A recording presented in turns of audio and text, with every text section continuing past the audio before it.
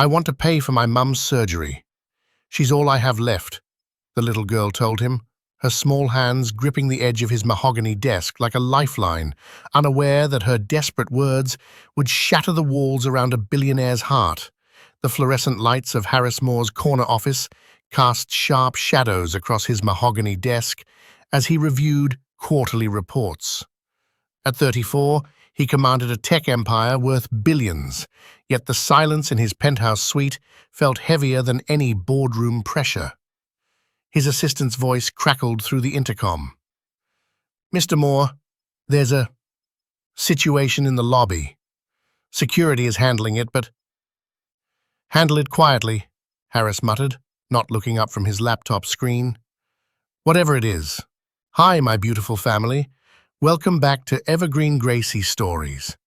I have missed you all. Thank you so for sticking around with me. I truly appreciate your love and support. If you're already hooked in for today's story and ready to enjoy it, click subscribe and let me know in the comments where you're watching from. Because tomorrow, I will be giving you another story just as interesting as this one. And you don't want to miss it. Now, let us begin.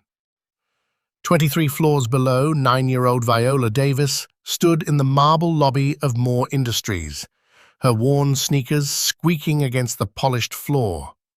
Her dark eyes, too old for her face, scanned the intimidating space filled with men in expensive suits.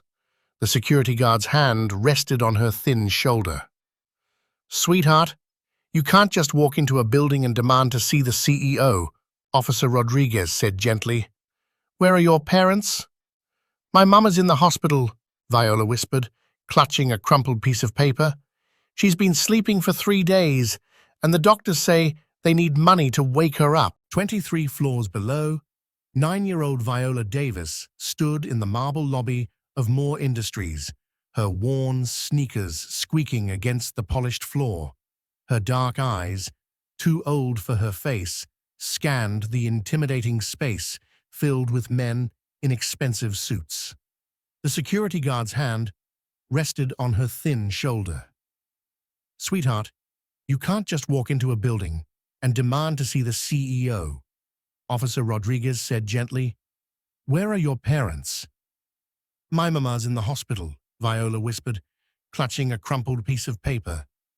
"She's been sleeping for 3 days, and the doctors say they need money to wake her up."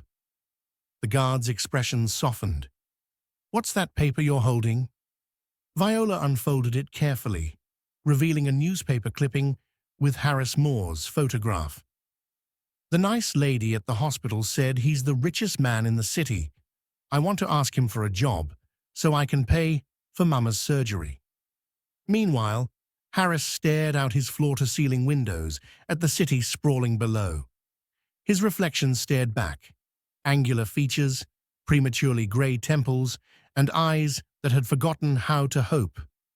His phone buzzed with texts from his latest girlfriend, Victoria, complaining about their dinner plans. He deleted them without reading past the first line. The elevator dinged, and his assistant Janet burst in, looking flustered. "Sir, there's a child downstairs who's been asking for you for 2 hours. She won't leave, and she's starting to cause a scene." "A child?" Harris frowned. "What does she want?" "She says she needs a job to pay for her mother's surgery. Security tried to remove her, but she started crying, and now half the lobby is watching." Harris pinched the bridge of his nose. The last thing he needed was negative publicity from forcibly removing a child. "Bring her up. 5 minutes, then she's gone." What would you do if you saw a desperate child in a corporate lobby? Share your thoughts in the comments below.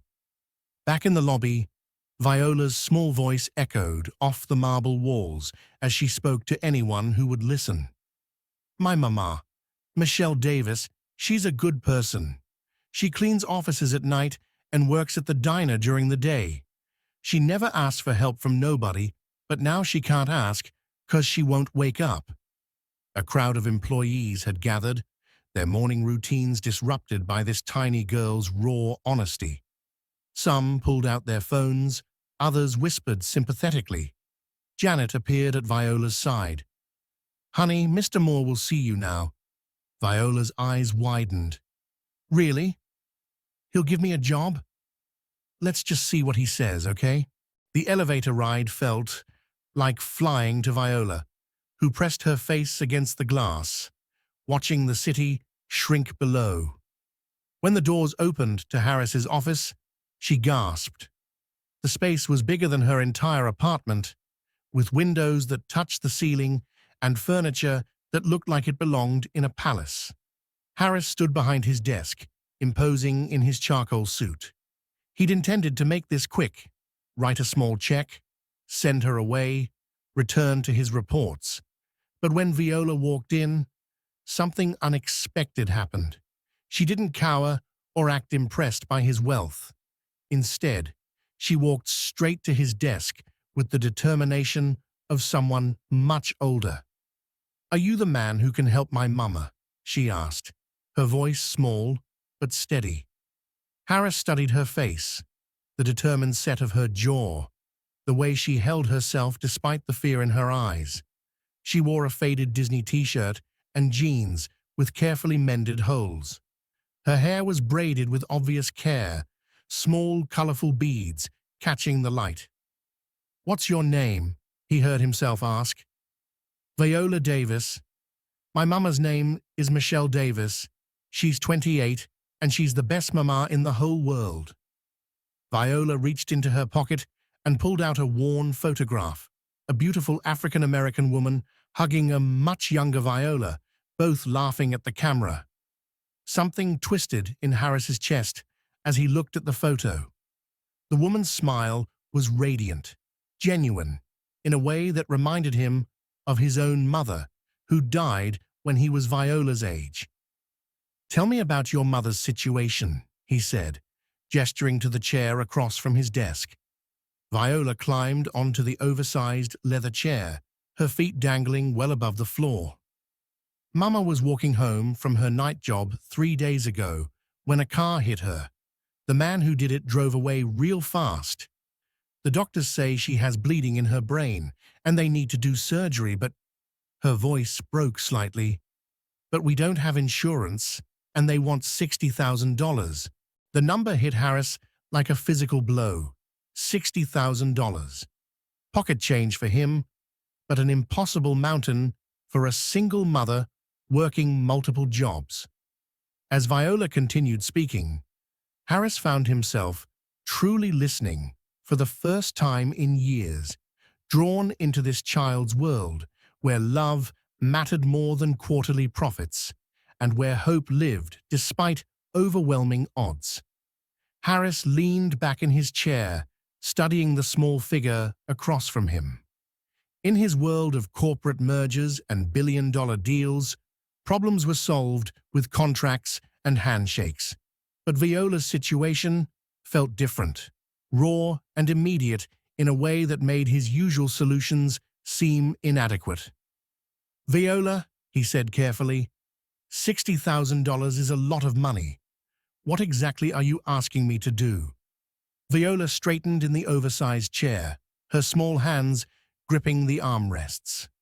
The afternoon sun streaming through the windows caught the determination in her dark eyes, and for a moment, Harris saw something that reminded him of himself at boardroom negotiations, except this child was fighting for something far more precious than market share.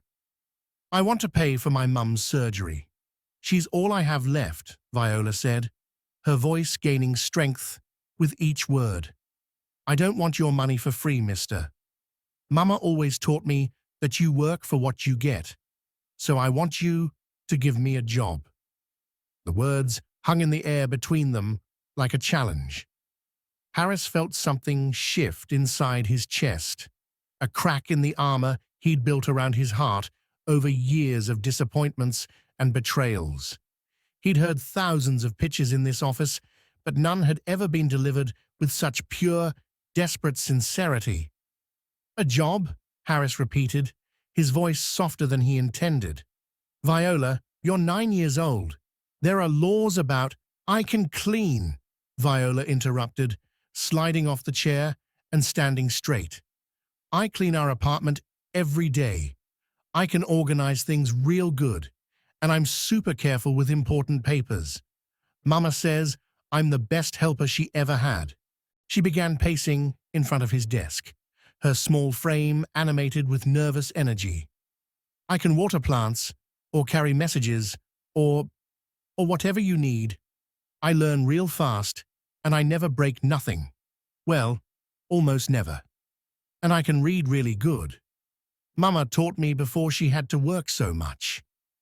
Harris watched her move, seeing the way she unconsciously mimicked adult gestures, hands clasped behind her back, shoulders squared.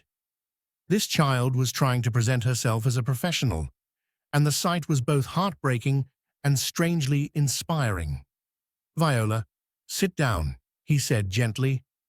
When she climbed back into the chair, he continued, tell me more about your mother. What kind of work does she do? She cleans offices at night, big buildings like this one, but not as fancy. Then she works at Mel's Diner from 6 in the morning until 2 in the afternoon. Sometimes she does extra cleaning jobs on weekends. Viola's voice grew smaller. She's always tired, but she never complains. She says we're a team, and teams take care of each other. The image painted itself in Harris's mind. A young woman, working 18-hour days, struggling to provide for her daughter, never asking for help. He thought of his own mother, who'd worked 3 jobs after his father left, who died exhausted at 35. Where's your father? The question slipped out before he could stop it. Viola shrugged, a gesture that tried to look casual but couldn't hide the hurt. Mama says he decided he didn't want to be a daddy anymore when I was little. She says it's his loss, 'cause I'm pretty awesome. Her smile was brave but wobbly. It's okay though. Me and Mama, we don't need nobody else. Except now. Her voice broke.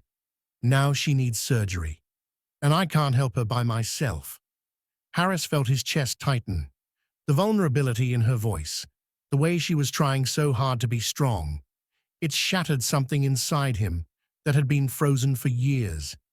He thought of his empty penthouse, his shallow relationships, the way he'd insulated himself from any real emotion or connection. The doctors, he said carefully. What exactly did they tell you? Viola reached into her pocket and pulled out a folded paper, her movements careful and deliberate. I wrote it down so I wouldn't forget. They said Mama has an epidural hematoma and needs craniotomy surgery within the next few days, or she swallowed hard, or she might not wake up ever. The clinical terms sounded foreign and frightening in her young voice.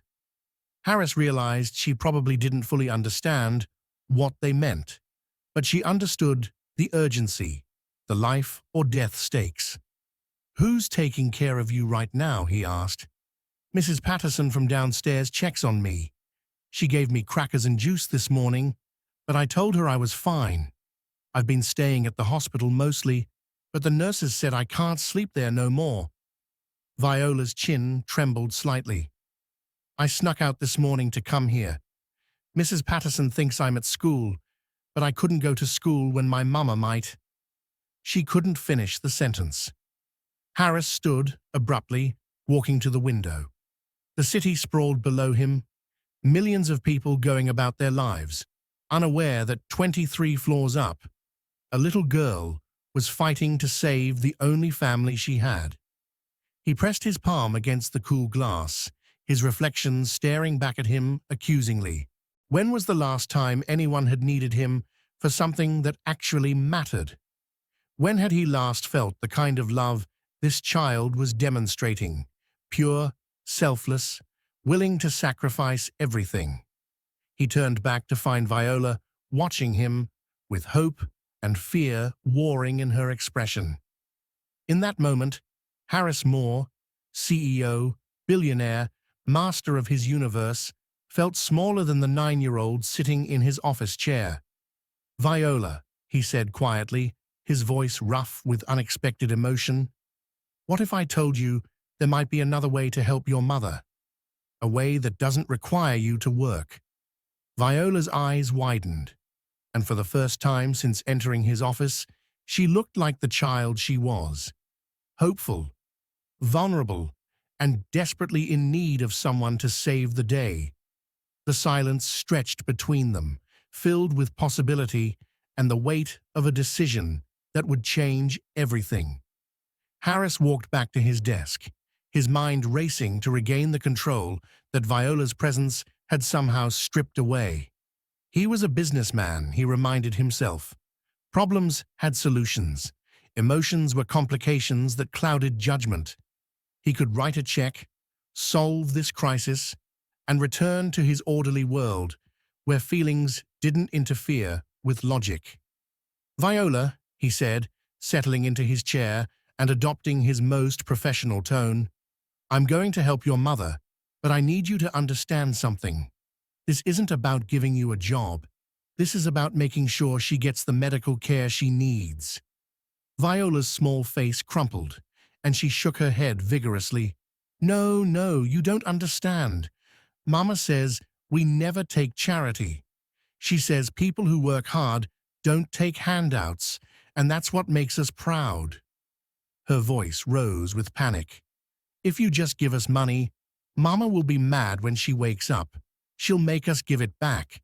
Harris felt a flicker of frustration. Why was this child making everything so complicated? In his world, problems were solved efficiently.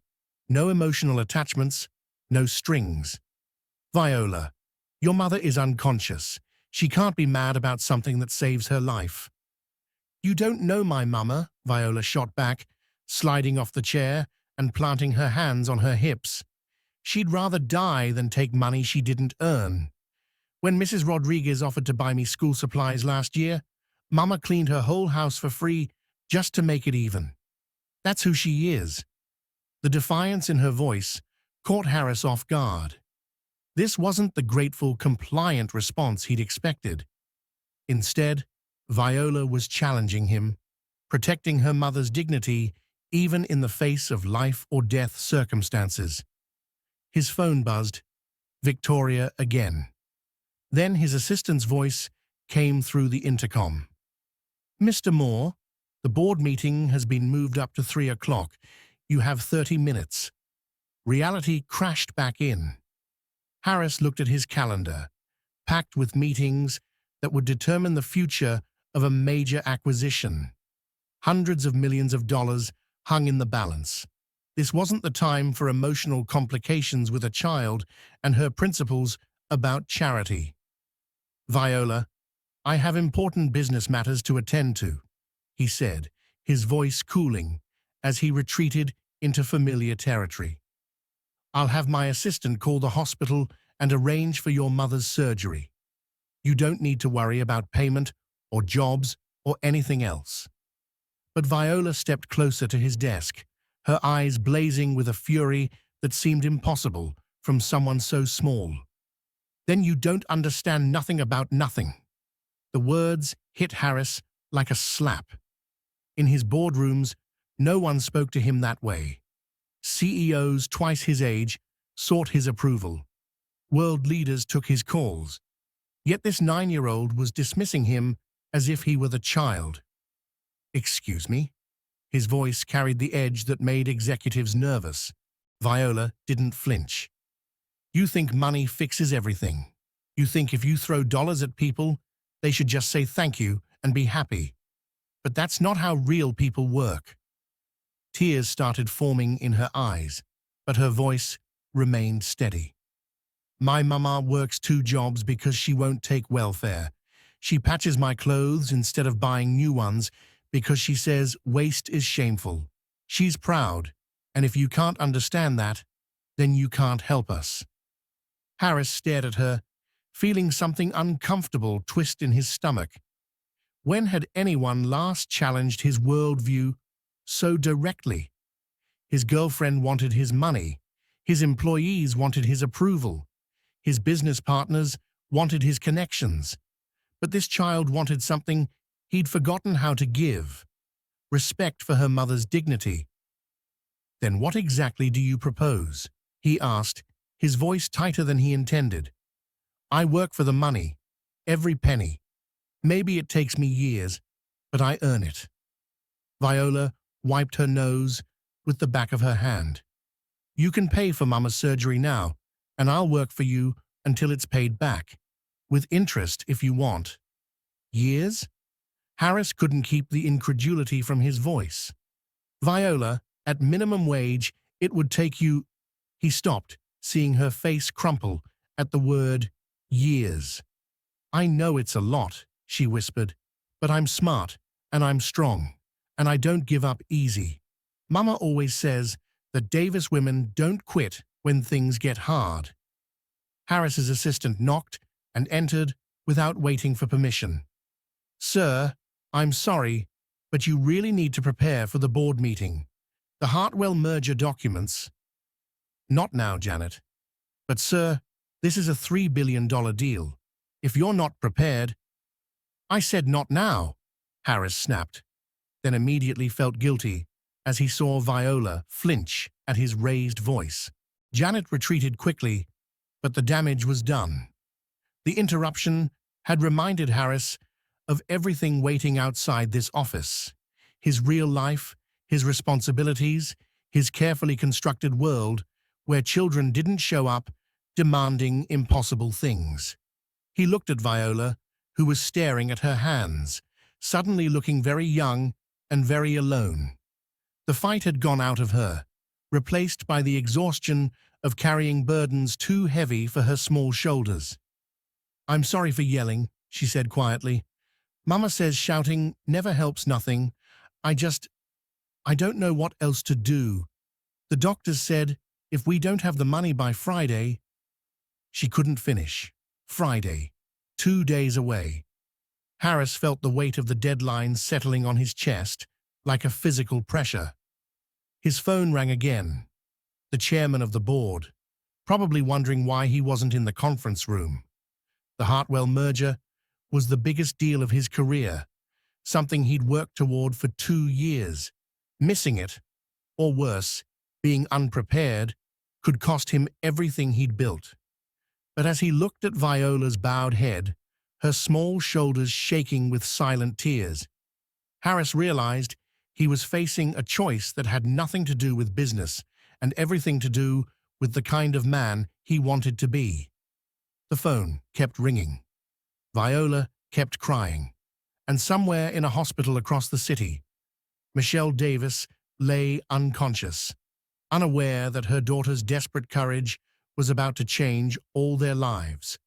Harris stared at his ringing phone, then at Viola's trembling shoulders. The numbers on his computer screen, profit margins, quarterly projections, merger valuations, suddenly seemed like meaningless symbols. When had he become the kind of man who could watch a child cry and think about board meetings? He let the phone ring until it stopped. "Viola," he said quietly, "look at me." She raised her head, tears streaming down her cheeks. In that moment, Harris saw something that made his chest ache. The exact expression his mother had worn when she'd tried to explain why they couldn't afford the medicine that might have saved her life. "What hospital is your mother in?" "St. Mary's General," Viola whispered. "Room 314 in the ICU." Harris stood abruptly, grabbing his suit jacket. "We're going there. Now." "What?" Viola wiped her eyes, confusion replacing despair. "But your meeting—" "The meeting can wait." The words surprised Harris even as he said them. In 15 years of building his empire, he'd never postponed a board meeting. Ever. "If I'm going to help your mother, I need to understand the situation completely." Janet appeared in the doorway, her face pale with stress. "Sir, the board is asking—" "Tell them I have a family emergency," Harris said, then paused, struck by his choice of words. Family emergency. When was the last time he'd used that phrase? When was the last time anyone had been family to him? A family emergency? Janet looked confused. Sir, I wasn't aware you had any. Just handle it, Janet. Reschedule everything until tomorrow. As they waited for the elevator, Viola stood close enough that Harris could smell the faint scent of strawberry shampoo in her hair. She kept glancing up at him with a mixture of hope and disbelief, as if she couldn't quite process that this powerful man was choosing her crisis over his business. "Why are you coming with me?" she asked, as the elevator descended. Harris didn't have a good answer. Logic told him to send her with his driver, wire the money to the hospital, and return to his scheduled life. But something deeper, something he'd buried under years of calculated decisions, was driving him forward.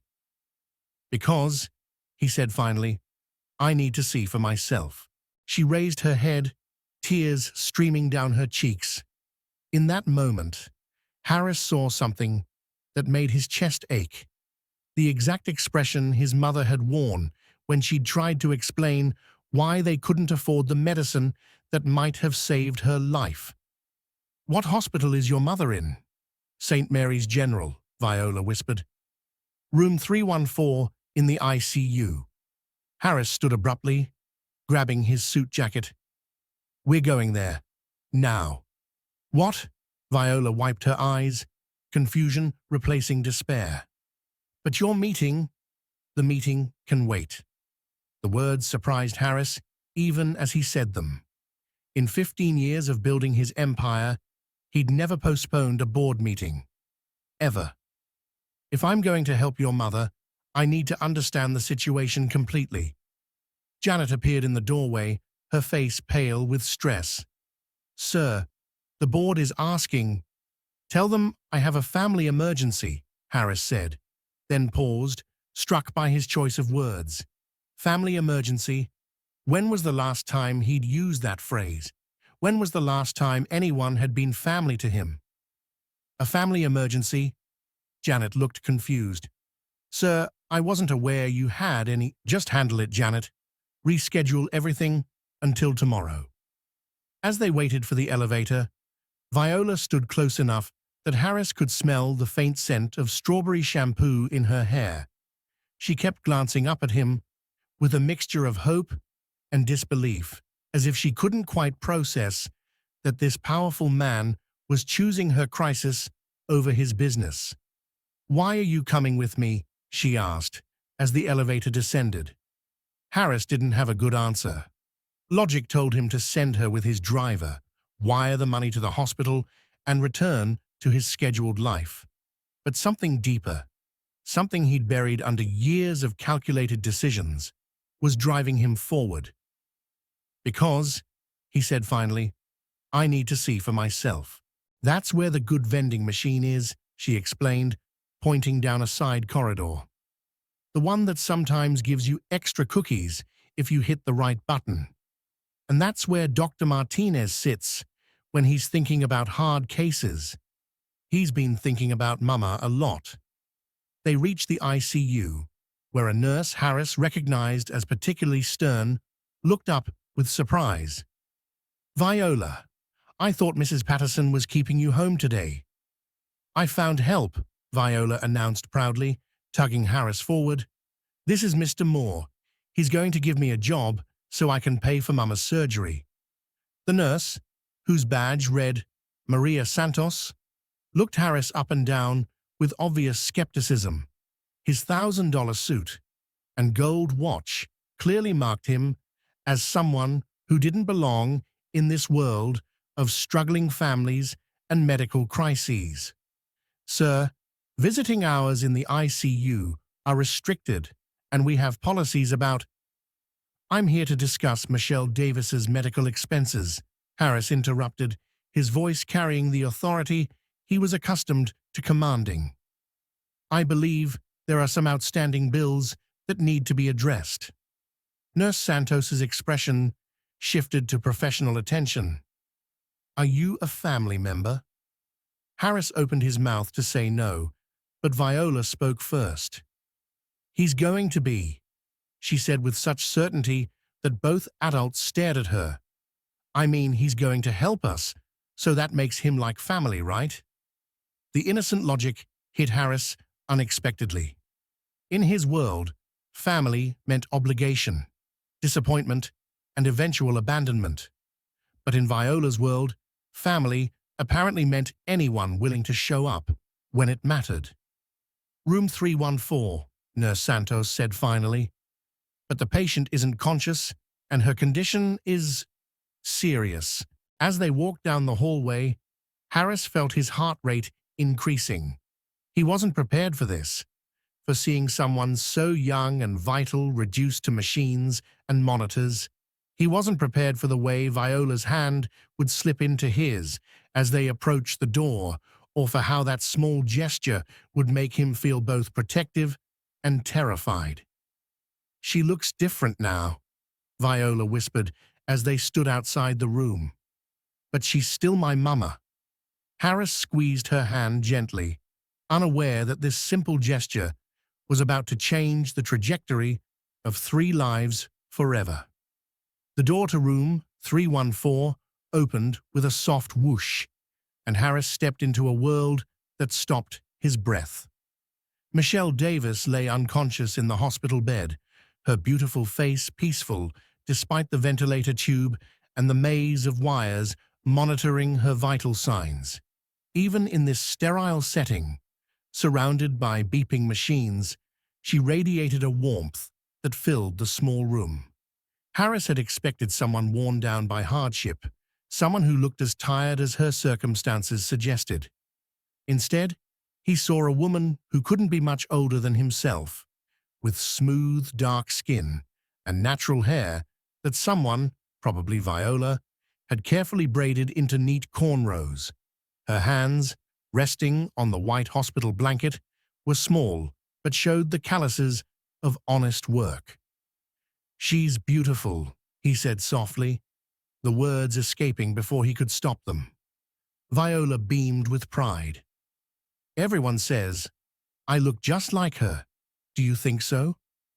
Harris looked between the unconscious woman and the bright-eyed child beside him, seeing the same determined jawline, the same expressive eyes, the same inner strength that radiated even in sleep. "Yes," he said, "you definitely do." Viola climbed onto the chair beside the bed and took her mother's hand with practiced familiarity. "Hi, Mama. I brought someone to meet you. This is Mr. Moore, Harris, and he's going to help us figure everything out." The casual way she spoke to her unconscious mother broke something in Harris's chest. He watched Viola adjust Michelle's blanket with gentle care, smooth her hair, and whisper updates about her day, as if Michelle could hear every word. "The nurse said visiting time is almost over," Viola continued to her mother, "but I told them you don't like being alone at night. Remember when I had that fever and you stayed awake for 3 whole days? Well, now it's my turn to watch over you." Dr. Martinez appeared in the doorway, a kind-faced man in his 50s who looked exhausted. His eyes lit up when he saw Viola, then shifted to Harris with professional curiosity. "You must be the gentleman Viola mentioned," Dr. Martinez said. "Are you a family friend?" "I'm—" Harris struggled to define his role. What was he exactly? A stranger who'd been moved by a child's desperation? A businessman evaluating a transaction? Something more complicated that he wasn't ready to name. "He's going to help pay for Mama's surgery," Viola announced, "but I'm going to work for him to earn the money back because Mama doesn't take charity." Dr. Martinez's expression grew serious. "Mr. Moore, Harris Moore. Mr. Moore, could I speak with you privately?" They stepped into the hallway, leaving Viola chattering to her mother about the amazing office building and the elevator that felt like flying. Harris could hear her voice through the door, bright and hopeful, completely unaware of the gravity of their conversation. "I'll be direct," Dr. Martinez said quietly. Michelle's insurance was terminated 6 months ago when she missed too many work days caring for Viola during a bout of pneumonia. Since then, she's been paying out of pocket for any medical care. The accident caused a significant brain bleed, and without surgery, within the next 48 hours, she'll die, Harris finished. The procedure itself is complex, but she's young and strong. Her chances are good if we can operate soon. The problem is the cost, and frankly, the family's situation. Dr. Martinez glanced toward the room. That little girl has been living in this hospital for 3 days. She sleeps in that chair, eats crackers from the vending machine, and refuses to leave her mother's side. The nurses have tried to contact social services, but she begged us not to. She's terrified of being separated from her mother. Harris felt his world shifting on its axis. Where have they been living? From what I understand, a small apartment in the Cedar Heights complex. Viola mentioned their utilities were cut off last month. A neighbor has been checking on her, but Dr. Martinez shrugged helplessly. This child is essentially caring for herself while trying to save her mother's life. The weight of Viola's situation hit Harris like a physical blow. While he'd been worried about board meetings and merger documents, a 9-year-old had been living in a hospital, surviving on crackers, sleeping in a chair, and carrying the impossible burden of saving the only family she had. There's something else, Doctor, Martinez continued. We found something when Michelle was brought in. Evidence that she's been donating plasma twice a week for the past year. The needle marks, the protein deficiency, the exhaustion nurses noted in her chart from previous visits. She was literally selling her blood to make ends meet. Harris's hands clenched into fists. The image of Michelle Davis, already working 18-hour days, spending her few free hours giving plasma for extra money, painted a picture of sacrifice that shamed his own comfortable existence. The accident, Harris managed. What happened exactly? Hit-and-run driver. Michelle was walking home from her night cleaning job at 2 a.m. when someone ran a red light and fled the scene. No witnesses, no license plate, no insurance to cover her care. She was found by a homeless man who heard the impact. Harris closed his eyes, seeing the scenario play out. An exhausted young mother, walking home in the dark, probably thinking about Viola sleeping safely at home, probably planning how to stretch their grocery money for another week. Then, in an instant, everything changed. Dr. Martinez, Harris said, his voice rough with emotion, what exactly needs to happen to save her life? The surgery itself, plus post-operative care, rehabilitation. We're looking at approximately 60,000 naira for complete treatment. But Mr. Moore, even if the financial obstacle is removed, there's the question of Viola's care during recovery. Michelle will need weeks of rehabilitation, and this child can't continue living in a hospital chair. Through the door, Harris could hear Viola's voice, softer now, probably holding her mother's hand. Mama, I met this man today, and he reminds me of the daddies in the movies we watch. Not because he's rich, but because when he looks at me, I feel safe. Is that silly? Harris's breath caught. When had anyone ever felt safe because of him? When had he ever been anything more than intimidating, useful, or temporarily entertaining to the people in his life? I promise I'm going to fix this, Mama, Viola continued. We're going to be okay. All three of us. All three of us. The words echoed in Harris's mind as he stared at Dr. Martinez, realizing that somewhere in the span of a few hours, this child had begun to see him as part of her family's future. The question was he brave enough to let that future become real? Harris stood in the hospital hallway for a long moment after Dr. Martinez left, processing everything he'd learned. Through the door, he could hear Viola humming softly, the same tune she'd mentioned her mother singing in the kitchen. The sound was both heartbreaking and strangely soothing, a melody that spoke of resilience in the face of impossible odds. When he re-entered the room, Viola looked up with eyes that held too much hope for someone so young. "Did Dr. Martinez tell you about the surgery?" she asked. "He did." Harris pulled up another chair, positioning it on the opposite side of Michelle's bed from Viola. "And I've made a decision. We're going to take care of everything. The surgery, the hospital bills, all of it." Viola's face lit up, then quickly clouded with worry. "But I still have to work for you to pay it back, right? Mama would never forgive me if—" "We'll figure out the work arrangement," Harris interrupted gently. "But first, we need to take care of some immediate problems. When did you last eat a real meal?" Viola's stomach chose that moment to growl loudly, making her blush. "I had crackers this morning, and some juice." "Crackers and juice," Harris repeated, feeling a surge of protective anger toward a world that would leave a child to fend for herself this way. "That's not food, Viola. That's ... He caught himself before saying something that might shame her. "That's not enough for someone who's working as hard as you are." "I'm okay," Viola said quickly. "I don't need much." The automatic denial, the way she minimized her own needs, reminded Harris painfully of his mother, who had also pretended she didn't need things they couldn't afford. He pulled out his phone and dialed his assistant. "Janet, I need you to do something for me. There's a little girl here who needs some proper food. Something kid-friendly but nutritious. Sandwiches, fruit, maybe some soup, and—" He looked at Viola's worn clothes, her shoes with the carefully repaired soles. "Contact that boutique on Victoria Island. I need some clothes for a 9-year-old girl.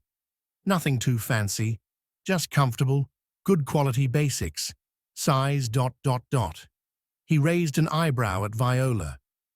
"I'm really small for my age," Viola admitted. "Mama says I'll have a growth spurt soon, but right now I wear size 7. "Size 7, Harris relayed. "And Janet? Make it a priority."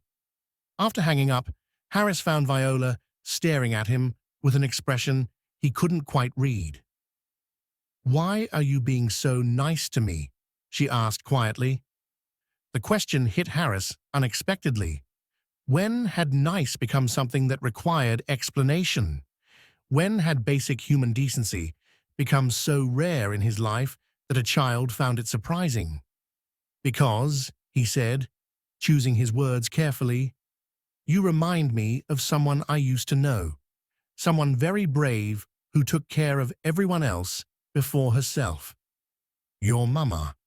Viola asked, with the intuitive wisdom children sometimes possessed. Harris nodded, his throat tightening.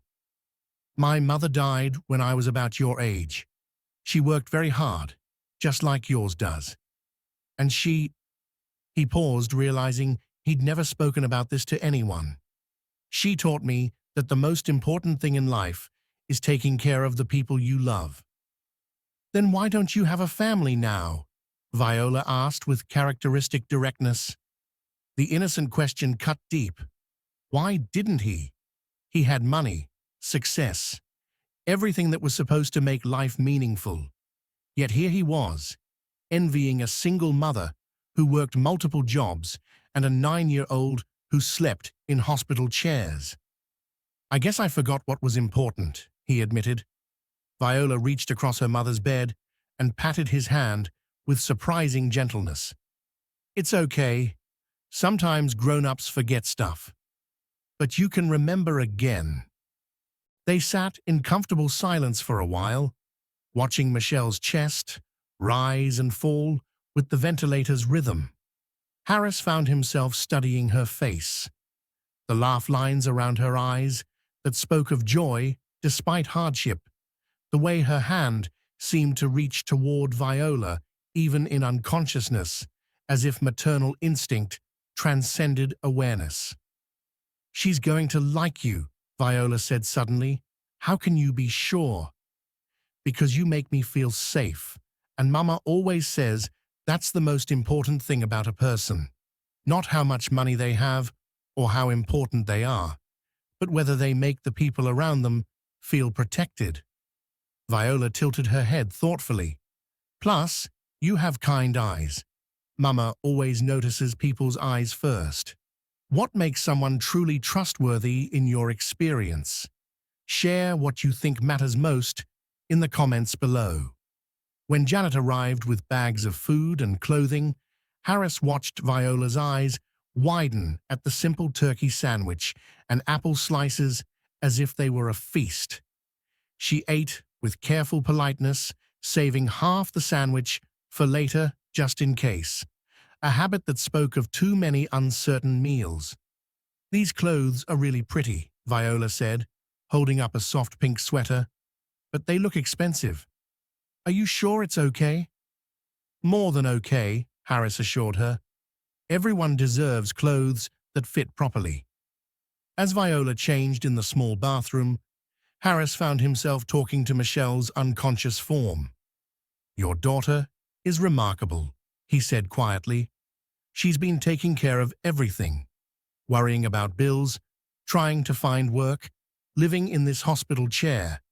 She's 9 years old, and she has more courage than most adults I know." He paused, feeling foolish for talking to someone who couldn't hear him. "I know we just met, but I want to help, both of you, and not just with money. I want—" He stopped, not sure how to finish the thought. When Viola emerged in clothes that actually fit, she looked younger somehow, more like the child she was supposed to be. She returned to her mother's bedside and began brushing Michelle's hair with gentle strokes. "Mama always says I'm good at taking care of people," Viola said. "But it's hard being the only one doing the taking care, you know." Harris's heart clenched. "You're not the only one anymore." "Really?" Viola's voice was small, hopeful. "Really. We're a team now, remember? And teams take care of each other." As evening approached, Harris made a decision that surprised even him. "Viola, you can't sleep in that chair again tonight. You need a proper bed, a shower, some real rest." "But what if Mama wakes up and I'm not here? Then the nurses will call us immediately, and we'll come right back." "But sweetie, you're exhausted. Your mother wouldn't want you making yourself sick trying to watch over her." After much negotiation, Harris found himself driving Viola to his penthouse, something he'd never imagined doing. As they rode the elevator to the top floor, he realized he was nervous. What would this child think of his sterile, empty apartment? Would she see the loneliness that had become so familiar he'd stopped noticing it? But when the doors opened to his spacious living room, with its floor-to-ceiling windows overlooking the city, Viola gasped with genuine delight. "It's like living in the sky," she exclaimed, running to the windows. "Mama is going to love this view when she gets better. She's always pointing out pretty things, sunsets and flowers and stuff. She says beauty is free, so we should never miss it." As Harris watched Viola explore his apartment with wonder, seeing his cold space through her eyes, he realized something profound was happening. This child wasn't just changing his evening plans, she was changing his entire understanding of what home could mean. For the first time in years, his apartment didn't feel empty. The call came at 3:47 a.m. Harris jolted awake on his couch, where he'd been keeping watch over Viola, who had finally fallen asleep in his guest bedroom after hours of worry-filled tossing. His phone's harsh ringtone cut through the silence like a blade. "Mr. Moore?" Dr. Martinez's voice was tight with exhaustion and something else. Concern. that made Harris's blood run cold. "You need to get to the hospital immediately. Michelle is awake, but there's been a complication." Harris was already moving, grabbing his keys with one hand, while gently shaking Viola awake with the other. "What kind of complication?" "I'd rather explain in person. How quickly can you get here?" The drive to the hospital felt endless. Viola sat rigid in the passenger seat, her new clothes wrinkled from sleep, her eyes wide with fear. She hadn't spoken since Harris had told her about the call, but her small hand gripped his arm so tightly he could feel her fingernails through his shirt sleeve. When they reached the ICU, the energy was different.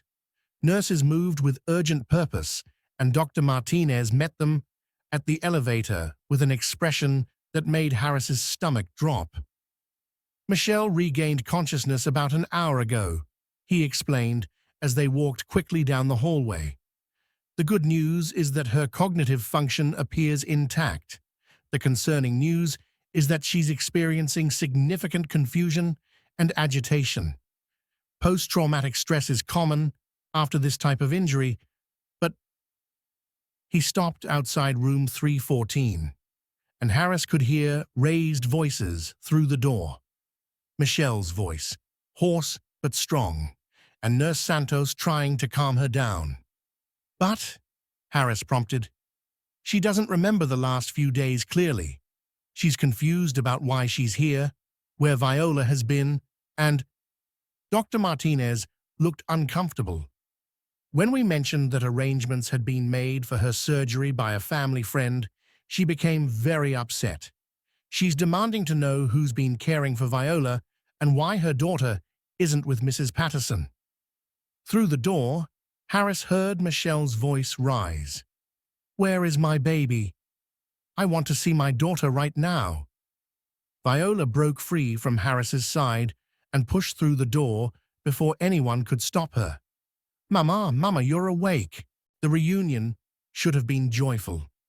Instead, Harris watched from the doorway as Michelle struggled to sit up, her face a mixture of relief and confusion as Viola threw herself into her arms.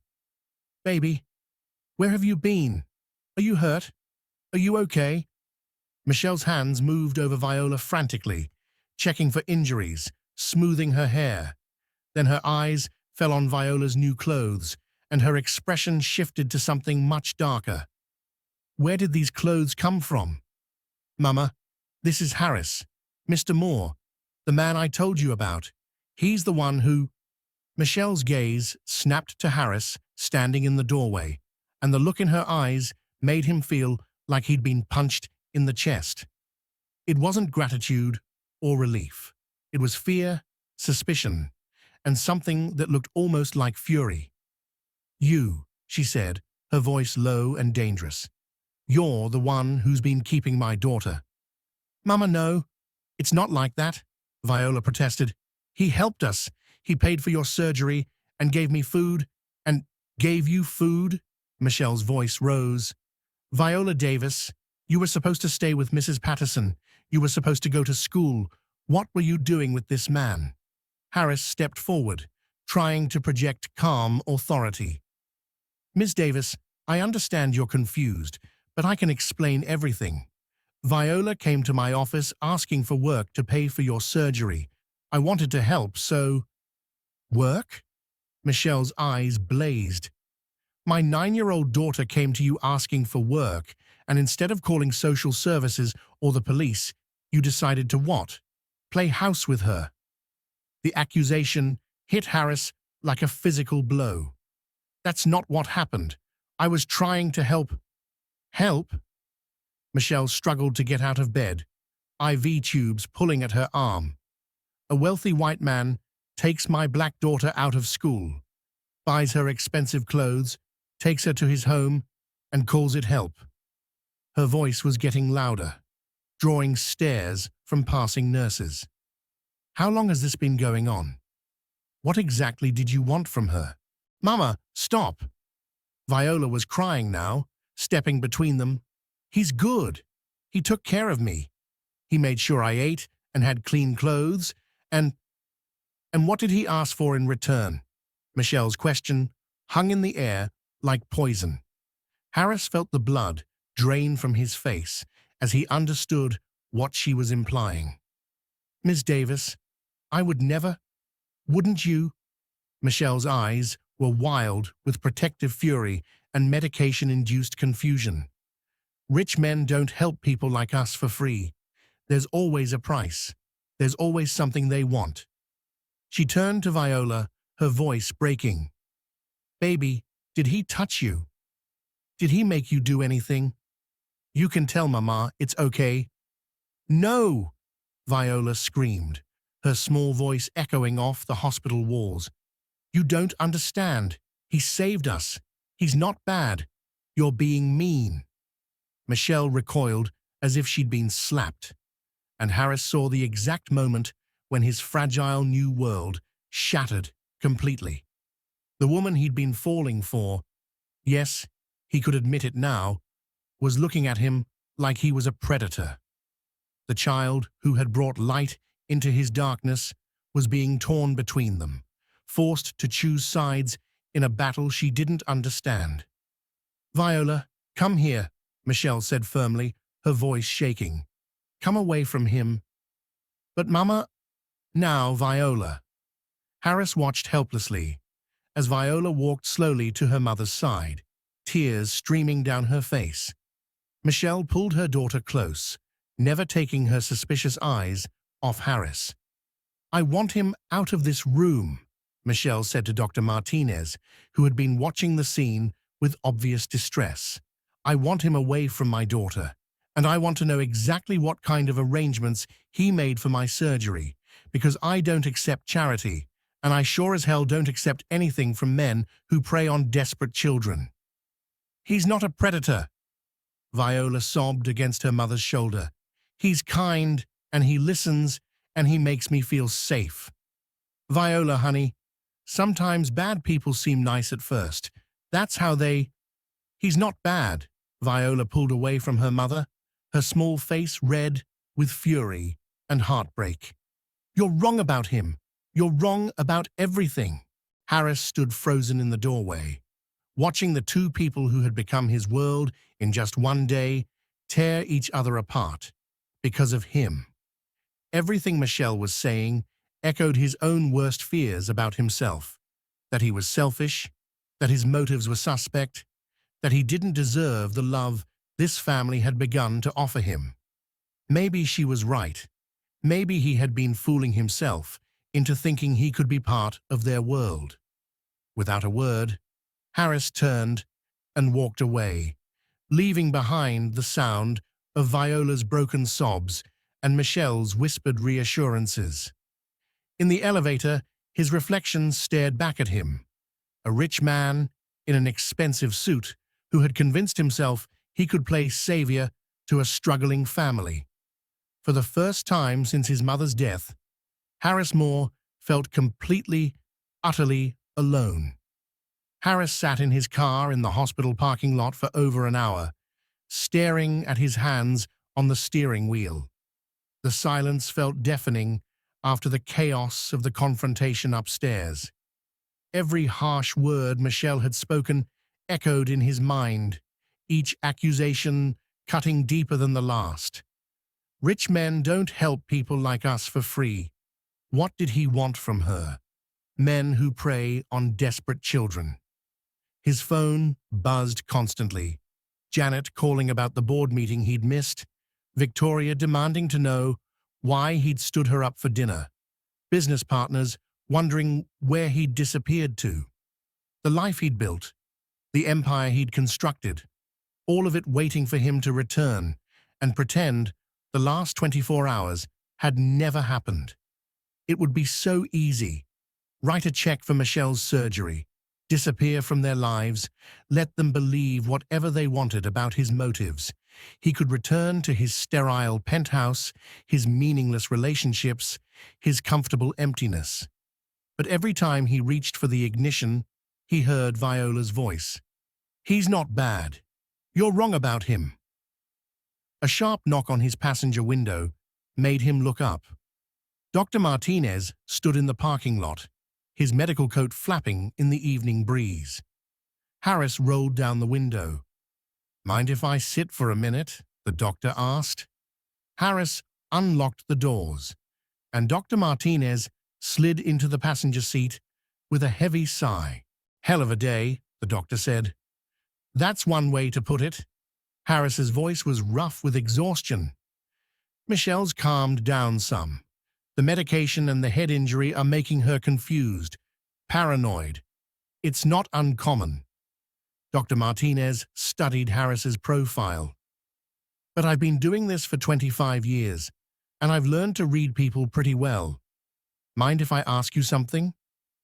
Harris nodded, not trusting his voice. "What's your angle here? Because in my experience, wealthy men who get involved with struggling families usually want something: tax breaks, publicity, or—" He left the sentence hanging.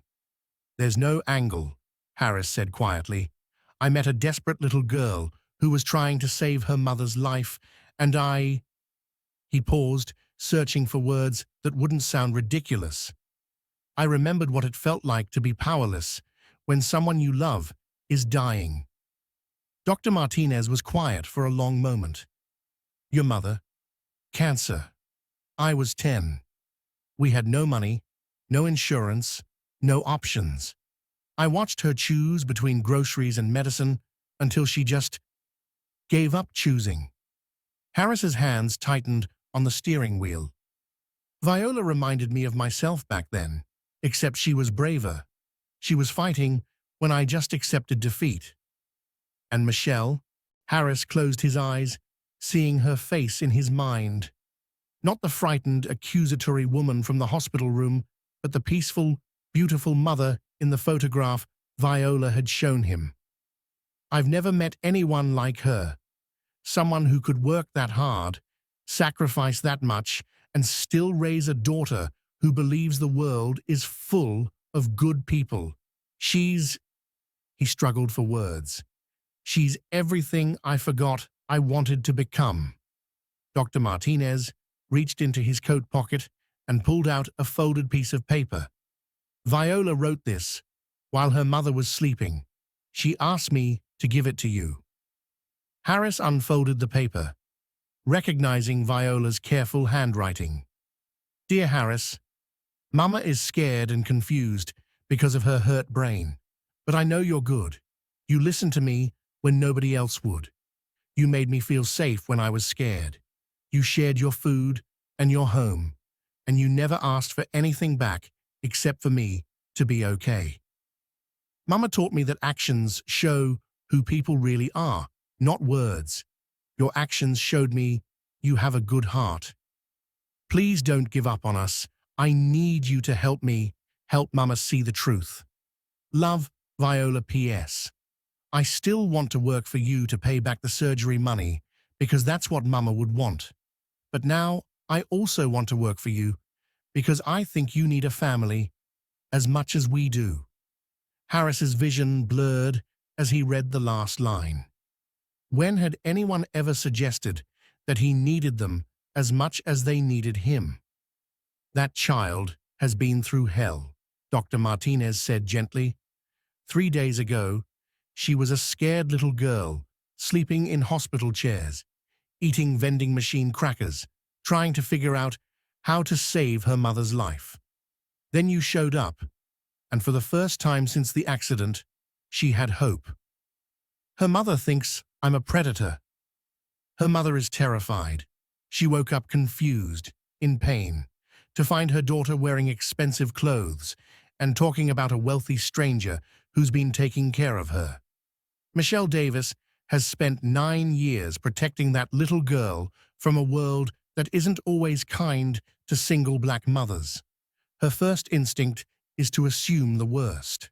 Harris looked toward the hospital entrance, where families moved in and out, some celebrating, some grieving, all of them connected by love and worry for their people. What if she's right about me? What if I am just some rich guy trying to buy my way into feeling important? Are you? The question hung in the air. Harris thought about the board meeting he'd missed, the merger he'd abandoned, the way he'd felt more alive in the last day than he had in years. "No," he said finally. "For the first time in my adult life, I'm not thinking about what I can get. I'm thinking about what I can give." "Then prove it." Dr. Martinez opened the car door, then paused. "By the way, Michelle's surgery is scheduled for tomorrow morning, early. If you're going to fight for this family, you better do it tonight." After the doctor left, Harris sat alone with Viola's letter and a choice that would define the rest of his life. He could walk away, protect himself from further rejection, return to the safety of his isolated existence, or he could fight for something real, messy and complicated and beautiful. He thought about his mother, who had taught him that love meant showing up, even when it was hard. He thought about Viola, who had shown more courage in 9 years than he had in 34. And he thought about Michelle, whose fierce protection of her daughter had only made him admire her more. Harris started the car. There was still time to prove that some wealthy men really did help for free, because love, once awakened, demanded nothing less than everything. The hardest conversation of his life was waiting for him in room 314, but Harris Moore was finally ready to fight for his family.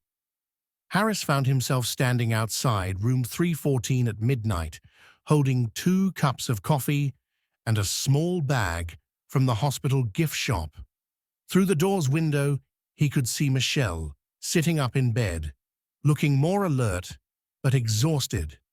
Viola was curled up in the chair beside her, finally sleeping after what must have been hours of emotional turmoil. He knocked softly, and Michelle looked up with surprise that quickly hardened into wariness. "May I come in?" he asked quietly through the glass. Michelle glanced at her sleeping daughter, then back at Harris. After a long moment, she nodded. Harris entered slowly, setting one coffee cup on Michelle's bedside table and keeping the other. "Peace offering," he said simply. "It's probably terrible hospital coffee, but it's hot." Michelle studied him for a long moment before accepting the cup. "Thank you." They sat in careful silence, both watching Viola sleep. In the dim light from the hallway, Harris could see the family resemblance even more clearly. The same determined jawline, the same expressive hands that moved even in sleep. "I owe you an apology," Michelle said finally, her voice barely above a whisper. "Doctor," Martinez explained about the head injury, the confusion. "He said I may have misinterpreted the situation." "You don't owe me anything," Harris replied. "You were protecting your daughter. That's exactly what you should do." Michelle looked surprised by his response. Most men would be angry, defensive. Most men haven't spent the last day falling in love with your daughter's courage and your strength. The words hung in the air between them.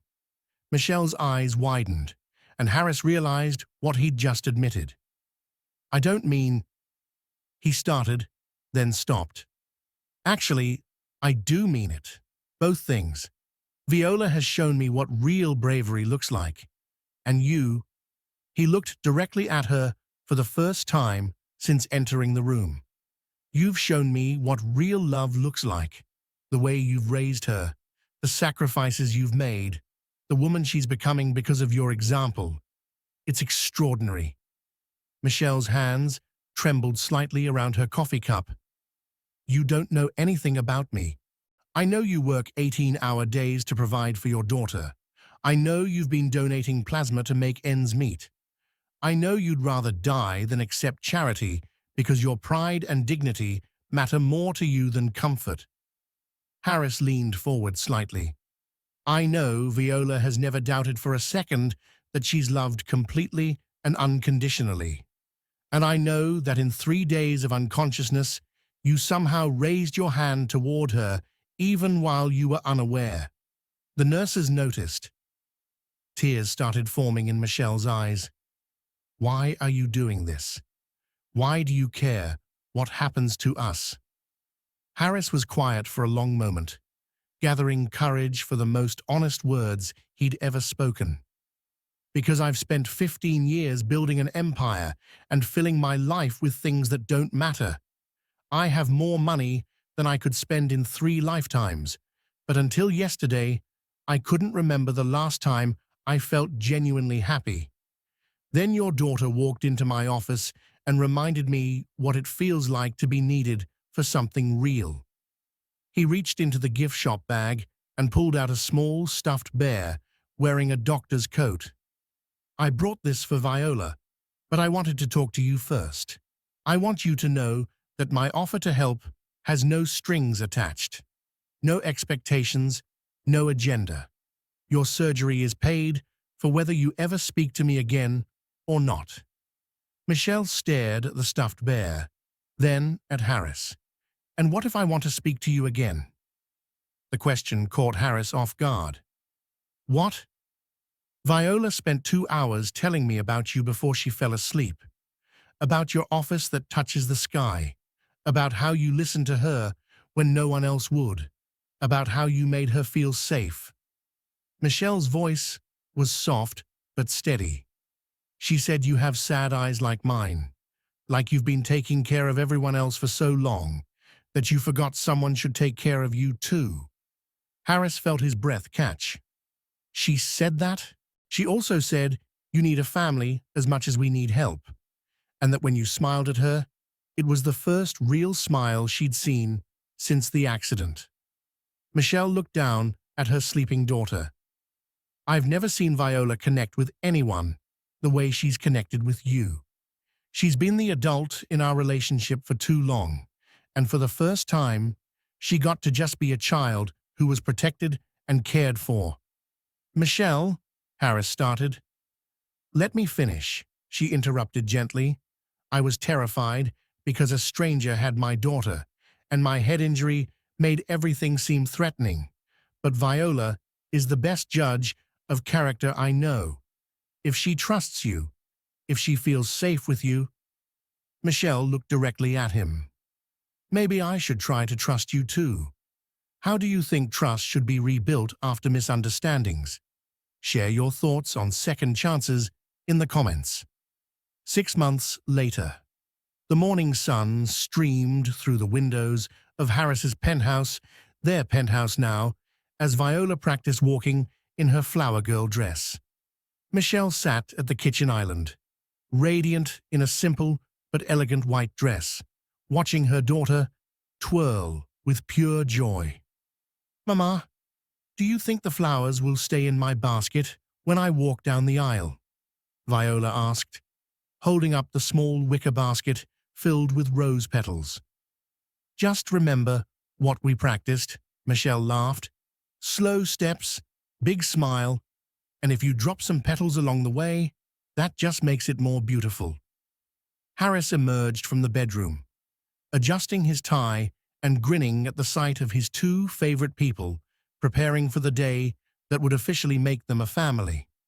The adoption papers had been finalized the week before, but today's wedding would complete their transformation from strangers to family. Are my girls ready? He asked, swooping Viola up in a hug that made her giggle. Your girls are more than ready, Michelle said, standing to smooth his collar with the casual intimacy that still amazed Harris. I've been ready since the day a brave little girl walked into my office and changed everything. Viola looked between them with the satisfaction of someone whose plan had worked perfectly. I knew you'd like each other. I told Mama you had a good heart, and I told you Mama was the best mama in the world. I was right about both things. Yes, you were, Harris agreed, setting her down. And do you know what the best part is? What? I want to pay for my family's happiness. They're all I have now, Harris said, deliberately echoing Viola's words from that first day. And I get to work every day to make sure they know how loved they are." Viola beamed at the reference to her original plea, understanding the full circle they'd traveled together. "And I still get to work for you?" "Every day," Michelle added, kissing her daughter's forehead. "You get to work at being our daughter, and Harris gets to work at being your daddy." As they prepared to leave for the church, Harris caught Michelle's hand. "Do you ever regret saying yes?" Michelle smiled, the same radiant expression from the photograph Viola had shown him so many months ago. "Harris Moore, you saved my life in every way a person can be saved. I've never been happier." "Even though I'm a wealthy man who helped for free," Harris teased. "Especially because of that," Michelle laughed. "You proved that love really is the only currency that matters."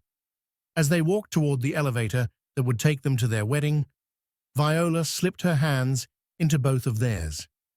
"Are we ready to be the best family ever?" "We already are," Harris said, his heart full, in a way he'd never imagined possible. "We already are."